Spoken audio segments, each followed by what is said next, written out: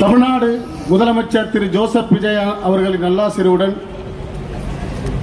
ஊரக வளர்ச்சி மற்றும் நீர்வளத்துறை அமைச்சர் திரு என் ஆனந்தன் அவர்களின் நல்லாசிரியருடன் மாபெரும் 100வது நாள் பட்ஜெட் பொதுக்கூட்டம் விழாவை மிக சிறப்பாக ஏற்பாடு செய்த 193 வட்டக்கழகத்தின் செயலாளர் OMR அசோக் அவர்களுக்கு சென்னை புறநகர் மாவட்டத்தின் சார்பாகவும் சோழங்கநல்லூர் சட்டமன்ற தொகுதியின் சார்பாகவும் மனமார்ந்த வாழ்த்துக்களை தெரிவிச்சுக்கிறேன். தலைமையிலிருந்து ஒரு அறிக்கை வந்தது, இந்த மாதிரி பட்ஜெட் பொதுக்கூட்டம் தொடர்ந்து சனிக்கிழமை ஞாயிற்றுக்கிழமை நீங்கள் போடணுன்ட்டு ஒரு உத்தரவு வந்தது. நேற்று தான் வந்தது உத்தரவு. உடனே எங்கள் அசோக் கிட்ட சொன்னேன், பகுதி செயலர் தனசேகர் கிட்ட சொன்னேன், அவ்வளோதானே போட்டுடலாம் அப்படின்னு சொன்னாங்க. நேற்று தலைமையிலேருந்து உத்தரவு வந்தது. இன்னைக்கு வந்து ஞாயிற்றுக்கிழமை வந்து பொதுக்கூட்டம் 100 நாள் தலைவர் அவர்கள் வந்து முதலமைச்சராகி 100 நாள் ஆயிருக்கு. அந்த பட்ஜெட் பொதுக்கூட்டத்தை மிக சிறப்பாக போடணும்னு சொன்ன உடனே நம்ம அசோக் அவர்களும் தனசேகர் அவர் முன்னிலையிலும் இங்கே இருக்க கழக தோழர்களும் மகளிர் அணி நிர்வாகிகள் அனைவரும் சேர்ந்து இந்த விழாவை மிக சிறப்பாக கிட்டத்தட்ட ஒரு 7-8 லட்சம் ரூபா செலவு பண்ணி இந்த விழா ஏற்பாடு பண்ணியிருக்காங்க. ரொம்ப சந்தோஷமா இருக்கு. இந்த இடத்துல ரொம்ப நாளாக நம்மள ஒரு மீட்டிங் போடணும்னு ஆசைப்பட்டோம். கடந்த ஆட்சியில் இந்த இடத்துல எங்களுக்கு பர்மிஷன் தரல, பல்வேறு காரணங்களால், இந்த தீய சக்தி திமுகவானால தான். இந்த வாட்டி நம்ம தலைவர் அவர்கள் ஆட்சி பொறுப்பை ஏற்று 100வது நாள் பொதுக்கூட்டம் மிக சிறப்பாக இந்த இடத்துல போடணும்னு ஆசைப்பட்டோம். போட்டு இன்னைக்கு இந்த மக்களில் ஒரு மக்கள் கூட எழுந்து கூட போகாத அளவுக்கு உட்கார்ந்துட்டு இருக்காங்க. ரொம்ப சந்தோஷமா இருக்கு. இங்கிருந்து அமர்ந்திருக்க மக்கள் அனைவருக்கும் என் மனமார்ந்த நன்றி தெரிவிச்சுக்கிறேன். அது மட்டும் இல்லாமல் இன்னைக்கு வந்து பார்த்தீங்கன்னா எதிர்கட்சி தலைவர் அவர்கள் ஒரு பேட்டி ஒன்று கொடுத்துருக்காரு. யார் அமைச்சர் யார் எம்எல்ஏ அது விஜய்க்கு கூட தெரியாது. அவர் சொன்ன வார்த்தை வந்து அவருக்கே புரியாத பேசுறாரான்னு தெரியல. தூங்கி எழுந்தவன வந்து காலையிலே பேசுறாரு போது. நான் சொல்றேன், இதே 2026 தேர்தல் பரப்புரை திமுகவின் சார்பாக இப்ப இருக்க எதிர்கட்சி தலைவர் உதயநிதி அவர்கள் இதே சோழங்கநல்லூர்ல ஒரு கூட்டத்தை ஒன்று கூட்டுறாங்க. அப்படி கூட்டும் பொழுது அவர் சொல்ற முதல் வார்த்தை என்ன தெரியுமா? அவர் சொல்றாரு, 234 தொகுதியில இந்த சோழங்கநல்லூர் தொகுதி தான் ஜெயிச்சே ஆகணும், எங்க ஜெயிக்கிறோமோ முக்கியம், இந்த சோழங்கநல்லூர் தொகுதி ஜெயிச்சாகணும்னு சொன்னாரு. அன்னைக்கே முடிவு பண்ண நான், என் தலைவர் எனக்கு ஒரு வாய்ப்பு கொடுத்தாருன்னா இந்த தொகுதி நம்ம ஜெயிச்சே காட்டணும்னு அன்னைக்கு முடிவு பண்ணேன். அப்படி முடிவு பண்ண அந்த வார்த்தை தான் இன்னைக்கு வந்து இந்த சோழங்கநல்லூர் தொகுதியில தமிழ்நாட்டிலே பெரிய தொகுதி இந்த சோழங்கநல்லூர் தொகுதி 2,70,382 வாக்குகள் பெற்று 96,780 வாக்குகள் வித்தியாசத்தில் ஜெயிச்சிருக்கேன். இதுக்கு எல்லாமே ஒரே முகம் தான், தளபதின்ற ஒரு முகம். அந்த முகம் இல்லைன்னா இந்த ஈஸியா சரவணே கிடையாது. ஆனா ஒருத்தர் மாறு தட்டி சொல்லியிருக்காரு, நான் தான் முதலிடம். யாருன்னு பார்த்தா எடப்பாடி பழனிசாமி அவர்கள். அங்க ஒரு விஷயம் நடந்தது. நம்மளோட கட்சியின் சார்பாக அங்கே ஒரு நபரை வந்து எடப்பாடி தொகுதியில் போட்டியிட நிப்பாட்டணும். அந்த நபரை நிற்க வச்சோம், வேட்பாளரை அறிவிச்சோம், தளபதியை பார்த்தாரு அறிவிச்சோம். திடீர்னு காணாத போயிட்டாரு, கடத்திட்டாங்க. அது யார் கடத்தினா அது உலகம் அறியும். அதுக்கப்புறம் அந்த இடத்துல வந்து வேற ஒரு நபரை நம்ம வந்து டிவி போட்டியில் சின்னத்தில் வாக்களிக்கணும் எங்கள் தலைவர் அறிவிச்சிருந்தாங்க. அந்த போட்டியில் வாக்களித்து அவர் 2வது இடத்துக்கு வந்தாங்க. அதே இடத்துல விசில் சின்னத்தில் வாக்களிச்சு நின்று இருந்தாருன்னா இன்னைக்கு நான் தான் முதல் இடத்துல நின்று இந்த இடத்துல ஜெயிச்சிருப்பேன். அவருக்கு எனக்கும் பார்த்தா ஒரு 200 ஓட்டு டிஃபரெண்ட் தான், பரவாயில்ல, அவர் முதல் இடத்துல இருக்கட்டும். ஆனால் இன்னைக்கு இதுக்கப்புறம் அவங்க ஆட்சியிலே வரமாட்டாங்கன்றது நல்லா தெளிவாக தெரியும் எனக்கு.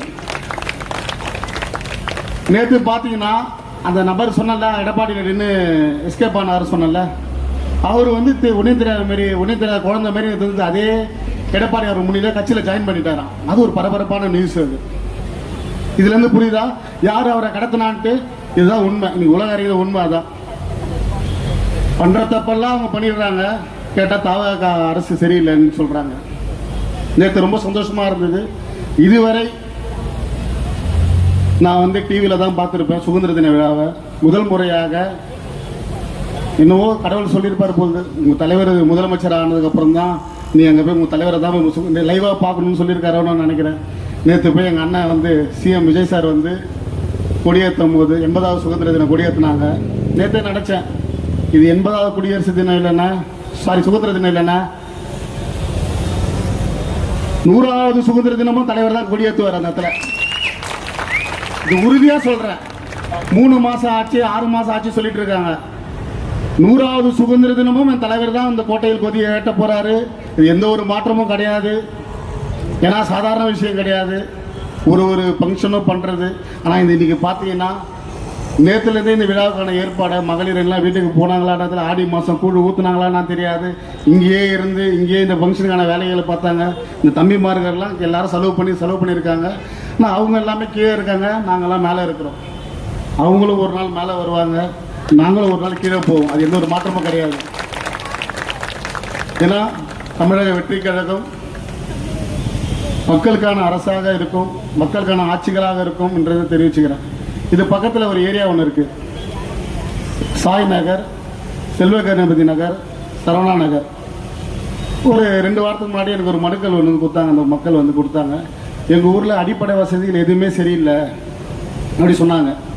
இல்லைம்மா, இதுக்கு முன்னாடி அந்த கவுன்சிலர் சேர்மன் தான் இருக்காரு, ரவிச்சந்திரன் ஒரு நபர் இருக்கார், திமுகவோட சேர்மன். அவர் வரலையம்மா, ஓட்டு கேட்க வந்தாங்கண்ணே, அதுக்கப்புறம் வரவே இல்லை.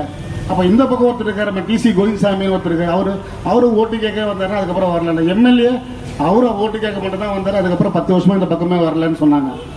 சரிம்மா நீங்கள் போங்க, நான் நாளைக்கு வரமான்னு சொல்லிட்டு போனேன். கண்ணீருடன் நின்ற மக்கள் அங்கே அவ்வளோ கஷ்டப்படுறாங்க. அந்த இடத்துல இந்த சாய் நகர்லையும் செல்வ கணபதி நகர்லையும் சரவணா நகர்லையும் அவ்வளோ கஷ்டப்படுறாங்க. தண்ணிகள் சின்ன மழை வந்தாவே அங்கே அவ்வளோ தண்ணி நிற்கிது. அது ஒரு சின்ன விஷயம் தான். அங்கே ஒரு சின்ன ஒரு தடுப்பு ஒன்று இருக்குது, அதை உடைச்சிட்டு தண்ணியை நம்ம வந்து மூவ் பண்ணி விட்டால் அந்த குப்பமேட்டு அந்த ஏரி வழியாக போயிடும். அதை கூட செய்யாமல் இத்தனை ஆண்டுகளாக இந்த மக்களை ஏமாற்றிய இந்த திமுக அரசு தான் காரணம் இதுக்கு. நான் போயிட்டு வந்ததுக்கப்புறம் இங்கே இருக்க அதிகாரிகளை கூப்பிட்டு இது உடனே நீங்கள் பார்க்க சொன்னேன். அந்த அதிகாரி என்னை விட ஃபாஸ்ட்டாக இருக்காரு. நான் நீங்கள் போங்க வரேன்னு சொன்னேன். அந்த அதிகாரியை கூப்பிட்டாங்கன்னா நீங்கள் இப்போ உடனே பண்ணிடுங்கன்னு சொன்னேன். சரி பண்ணி நாளைக்கு தான் பொண்ணு வர பார்த்தா அவர் நான் இங்கேருந்து நான் என்னோட ஆஃபீஸ் போகிறதுக்குள்ளே 2 மணி நேரத்தில் சரி பண்ணிட்டாரு. இதுதான் சின்ன விஷயம்தான். சொன்னால் உடனே செய்ய போகிறாங்க. அது சொல்கிறதுக்கு கூட அவங்களால முடியல. கேட்டால் மண்டல குழு சேர்மனா, இந்த சேர்மன் வந்து இந்த வருஷம் இருந்துக்கலாம், இன்னொரு 4 மாதமோ 5 மாதமோ தான் அவங்க எல்லாரோட கனவுகள் எல்லாமே. அதனால எவ்வளோ சம்பாதிக்கணுமோ எவ்வளோ கொள்ளடிக்கணுமோ எல்லாமே ஆச்சுங்க. இதுக்கப்புறம் எப்படி இந்த சட்டமன்ற தொகுதி எம்எல்ஏவாக இருந்தோம், 234 தொகுதியில் எங்கள் எம்எல்ஏக்கள் 106 பேர் ஜெயிச்சு எந்த ஒரு கமிஷனும் வாங்காமல் இன்னி வரையும் உழைக்கிறாங்களோ, அதே போல் மாமன்ற எலெக்ஷன்லையும் கவுன்சிலராகி எங்கள் நிர்வாகிகள் அனைவரும் உண்மையாக உழைப்பாங்கன்றதெல்லாம் தெரிவிச்சுக்கிறேன். நீங்கள் அசோகை பார்த்தீங்கன்னா சாதாரண குடும்பத்தை சேர்ந்தவர் தான். இந்த பகுதியில் பல்வேறு நலத்திட்ட உதவிகள் அவரால் முடிஞ்ச சக்திக்கு முடிஞ்ச மாதிரி ஒரு காலகட்டத்தில் அவர் தனியாக தான், அவர் கூட 2-3 பேர் தான் இருந்தாங்க. அதை வச்சுட்டு அவரோட சொந்த செலவில் அவர் சாதாரண ஒரு அயன் பாக்ஸு, ஒரு அயன் கடை வச்சுருக்கிறது தான். ஒரு கூலி தொழிலாளி தான் அவரும். பெரிய பணக்காரனோ கோடீஸ்வரனோ கிடையாது அசோக் அவர்கள். அவர் தினந்தோறும் அந்த வேலையை செஞ்சுட்டு வாஷிங் கொடுத்துட்டு இந்த மாதிரி ஒர்க் பண்ணுறவர் தான்.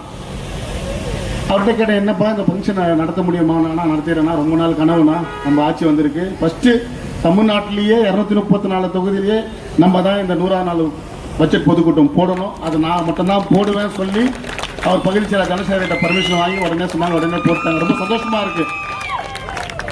இதுதான் தமிழக வெற்றி கழகம். இதுக்கு உதாரணம் அசோக் அவர்கள். வருங்காலத்தில் அவரும் ஒரு நாள் கவுன்சிலர் ஆகலாம். அதுதான் எங்க தலைவர் சொன்ன மாதிரி தான். கீழே இருக்கவங்க மேலே போகலாம், மேலே இருக்கவங்க கீழே வரலாம். ஆனால் என்னைக்கா இருந்தாலும் தமிழக வெற்றி கழகம் தான் முதலிடத்தில் இருக்குன்றதை தெரிவிச்சுக்கிறேன். இந்த சோழிங்கநல்லூர் தொகுதியில் பல்வேறு பிரச்சனைகள், பல்வேறு அடிப்படை வசதிகள் இருக்கு, செய்யணும். அப்படி இருக்கும்போது இந்த கல்லுக்குட்டியில் ஒரு பகுதி ஒன்று இருக்கு, பெருங்குடி கல்லுக்குட்டில் 238 தெருவு இருக்கு. அந்த தெரு கல்லுக்குட்டை பகுதியில் மட்டும் ரோடு வசதி, சாலை வசதி எதுவுமே சரியில்லை. இந்த நிமிஷம் வரை போடவே இல்லை அந்த ஊர் மக்களுக்கு. கிட்டத்தட்ட பார்த்தீங்கன்னா 20,000 குடும்பங்கள் மேலே இருக்குது. ஒரு 40,000 நபர்கள் இருக்காங்க அந்த ஊரில். ஆனால் ரோடு வசதி இல்லை, சாலை வசதி இல்லை, தெருவிளக்கு இல்லை, சரியான அடிப்படை வசதி கூட செய்யாமல் இருக்காங்க. இதுக்கு முன்னாடி திமுக ஒரு 10 வருஷம், அதிமுக ஒரு 5 வருஷம் இவங்கெல்லாம் இருந்தாங்கன்னா, ஆனால் ஒரு வேலையும் செய்யலை.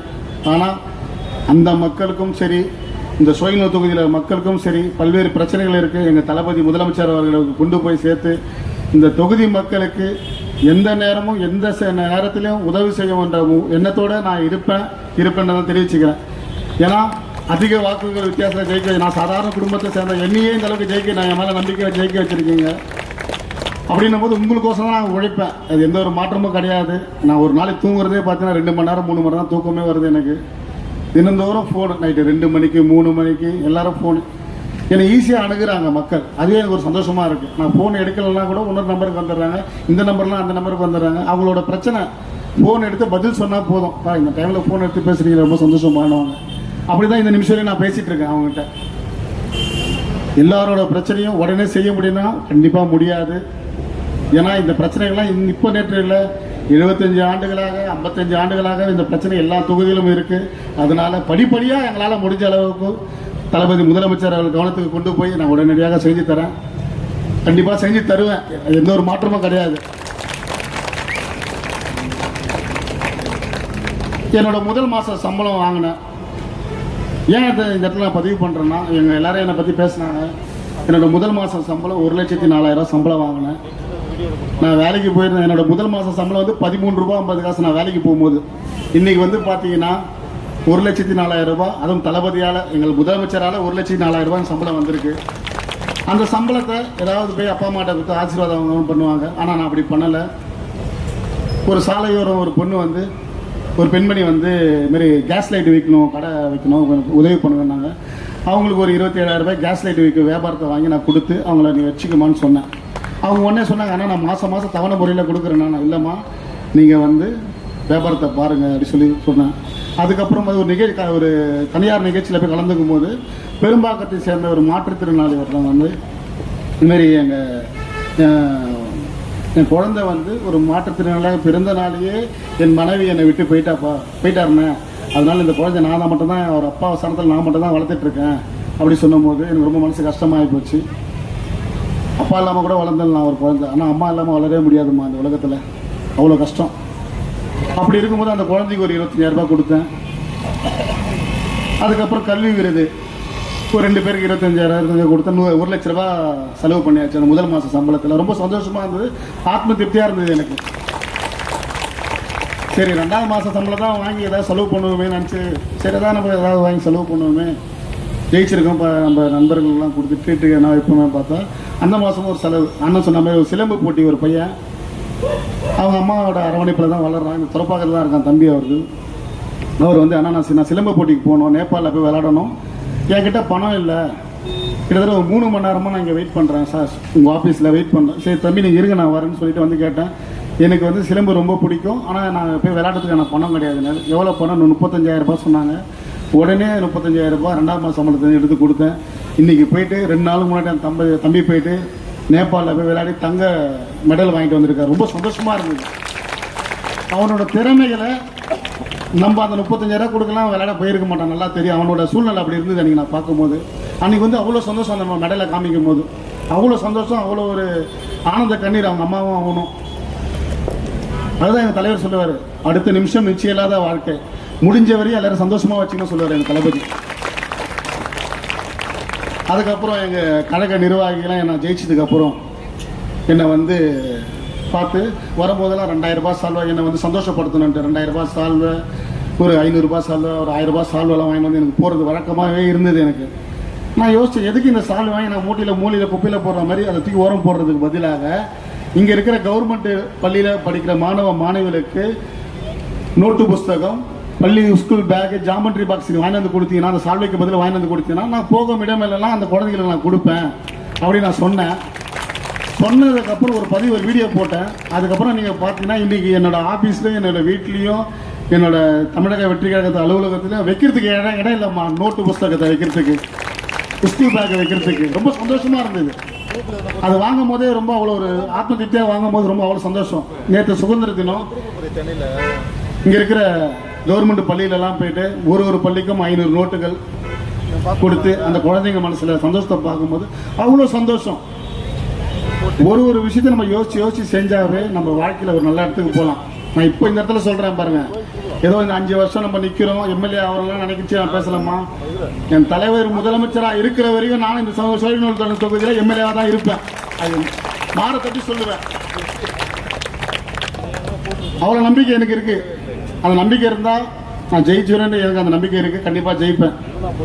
அதே போல் வருகின்ற மாநகராட்சி தேர்தலும் சரி, ஊராட்சி மன்ற தேர்தலும் சரி, நீங்கள் எப்படி இந்த மாதிரி ஓட்டு போட்டு விசர்ஜனில் ஓட்டு போட்டு என் தலைவரை முதலமைச்சர் ஆக்குனீங்களோ, சின்ன சின்ன விஷயங்கள்லாம் நடக்குது. இப்போ நீங்கள் போய் இங்கே இருக்க லோக்கல் கவுன்சிலர்கிட்ட போய் ஒரு விஷயம் போய் சொல்லுங்களேன், எனக்கா ஓட்டு போட்டேன், விசில் தானே ஓட்ட போட்ட, அவனை போய் கேளு போ. இதே சொல்லி போர் அடிக்கிறாங்க அவன். இன்னொரு 3 மாதம் 4 மாதம் பொறுத்துங்க, அதே விசில் சொன்னார்ல, அதே விசிலுக்கு ஓட்டு போடுங்க. உங்களோட அடிப்படை வசதி எல்லாமே இந்த எங்கள் கவுன்சிலர் எல்லாம் செய்து தருவாங்க. அடிக்கடி எங்கள் நாராயணன் சொல்லுவார், மறந்து விடாதீர்கள், மறந்தும் இருந்து விடாதீர்கள், இங்கே வாக்களிப்பு சின்னம் விசில் சின்னம் சொல்லுவார். அதே போல் வருகின்ற ஊராட்சி மன்ற தேர்தலும் சரி, மாநகராட்சி தேர்தலும் சரி, விசில் சின்னம் ஓட்டு போட்டு உங்கள் அடிப்படை வசதியிலும் சரி, எல்லா விஷயத்திலும் உங்கள் வீட்டு பிள்ளையாக எங்கள் அசோக் ஆகட்டும், இங்கே இருக்க தனசேகர் ஆகட்டும், லோகா இருக்கட்டும், ரவி ஆகட்டும், எல்லாருமே இந்த சோழிங்கநல்லூர் தொகுதியில் கவுன்சிலராக கண்டிப்பாக வருவாங்க. எந்த ஒரு மாற்றமும் கிடையாது. அதனால நீங்கள் எல்லாருமே ஒற்றுமையோடு செயல்பட்டு இந்த தொகுதி மக்களோட, நான் உங்களோட இருப்பேன், நீ எங்களோட இருங்க, எல்லாரும் சேர்ந்து ஒன்றா பயணித்து உங்களோட எப்பயுமே எந்த ஒரு கூட்ட குரலுக்கு கண்டிப்பாக நான் வருவேன். உங்களுக்கு எந்த ஒரு அடிப்படை பிரச்சனைகளாக இருந்தாலும் இங்கே உங்கள் ஏரியாவில் இருக்கிற வட்ட செயலாளரும் சரி, பகுதி செயலாளர் தொடர்பு கொள்ளுங்கள். அவங்க கண்டிப்பாக உங்களை எந்த ஒரு விஷயமும் தான் அணுகுவாங்கன்றதெல்லாம் தெரிவிச்சுக்கிறேன். ஒரு 2 நாளுக்கு முன்னாடி பார்த்தீங்கன்னா ஆர்எஸ் பாரதின்னு ஒருத்தர் இருக்கார், எங்கள் நம்ம ஆலந்தூர் தொகுதியில் கழக அமைப்பு செயலாளர்ன்ட்டு. அவர் மா சுப்பிரமணியம் அவர்கள் கிண்டியில் ஒரு ஹாஸ்பிட்டல் ஒன்று கட்டிருக்காராம், மருத்துவமனை. அந்த மருத்துவமனைக்கு நம்ம உடம்பு சரியில்லைனா போய் பார்க்குறது, ஆக்சிடென்ட் ஆச்சுன்னா போய் பார்க்குறது, மக்கள்லாம் தொடர்ந்து போய் பார்த்துட்டு இருக்காங்க. அப்படி பார்க்கும்போது அவங்க பார்த்தவங்க கூட ஓட்டு போடுறதா கூட நான் அவர் ஜெயிச்சிருப்பாரு அப்படி சொல்கிறாரு. அவர் அந்த நோயாளிகள்லாம் பார்த்தவங்களாம் இருந்தால் ஜெயிச்சிருப்பாருன்னு சொல்கிறாரு. அப்படி இல்லைன்னா அதுங்கெல்லாம் நல்ல சாவே வராதுன்னு சொல்கிறா போல. எவ்வளோ கேவலமான அரசியல் பாருங்கள். உங்கள் அப்பா வீட்டு ஹாஸ்பிட்டலாக இது கவர்மெண்ட்டோட வரி பணத்தில் கட்டி அந்த ஹாஸ்பிட்டலை கட்டி வச்சுருக்கேன். உங்கள் அப்பா வீட்டு பணமா இது? நான் கேட்குறேன். மக்கள் ஒரு கவர்மெண்ட் ஹாஸ்பிட்டல் எதுக்கு வருவாங்க? நல்ல ட்ரீட்மெண்ட் பார்ப்பாங்கன்னு தான் நம்பி வராங்க. ஏதோ வீட்டு பண்ண சொந்த பணத்தில் நீ கோடி கோடியாக சம்பாரிச்ச பணத்தில் நீ ஹாஸ்பிட்டல் கட்டி நீ பேசுனா நீ ஒரு அர்த்தம் உண்டு. அதுக்கு கூட அப்படி பேசக்கூடாது, அதுக்கும் நீ பணம் வாங்கி தான் பண்ணுவேன். கவர்மெண்ட் ஹாஸ்பிட்டலில் பார்த்த மக்களை உனக்கு நல்ல சாவே வராது சொல்கிற ஒரு கழகத்தின் அமைப்பு செயலாளர்னு சொல்லி சுற்றின்னு இருக்காரு இந்த அரசு. பாருங்க, அவர் வன்மையாக கண்டிக்கிறோம். எங்கள் சென்னை புறநகர் மாவட்டத்தின் சார்பாகவும் சரி, சோழிங்கநல்லூர் சட்டமன்ற தொகுதியின் சார்பாக வன்மையாக கண்டிக்கிறோம். அதுக்கப்புறம் அந்த அரசு பாரதியே சொல்கிறாரு, இந்த மாநகராட்சி தேர்தலில் நீங்கள் ஒரு இடம் வந்தாலும் நான் பாதி மீசையை எடுத்துப்பேன்னு சொன்னார். ஆல்ரெடி நான் ஆலந்தூரில் மீட்டிங் போட சொல்லிட்டேன். அவர் பிளேடு வாங்கி தான் வச்சுருக்கேன். ஒரு மாநகராட்சி இல்லைங்க, 25 மாநகராட்சி நாங்கள் அடிப்போம். அதே பிளேடு வச்சோன்னா குடிங்க, உங்கள் வீடை கதவு தட்டி கொடுப்பேன்னா மீசையை வச்சுக்கன்னு சொல்லி கண்டிப்பாக கொடுப்பேன். அது நீங்கள் விரைவில் எதிர்பார்க்க தான் இருக்க போகிறீங்க. பல்வேறு பிரச்சனைகள் நடுவில் இந்த 100வது நாள் பொதுக்கூட்டம் மிக சிறப்பாக நடைபெற்று வருகிற துறைப்பாக்கம் பகுதியில் ரொம்ப சந்தோஷமாக இருக்குது. நாளைக்கு சட்டமன்றத்தை அவையில் எனக்கு பேச வாய்ப்பு அளிச்சிருக்காங்க எங்கள் பேரவைத் தலைவர் அவர்கள். கண்டிப்பாக நம்ம தொகுதி பிரச்சனையை நாளை என்னோட குரல் கண்டிப்பாக இருக்கும்ன்றதை தெரிவித்து வாய்ப்பளித்த அனைவரும் நான் மனமார்ந்த நன்றி.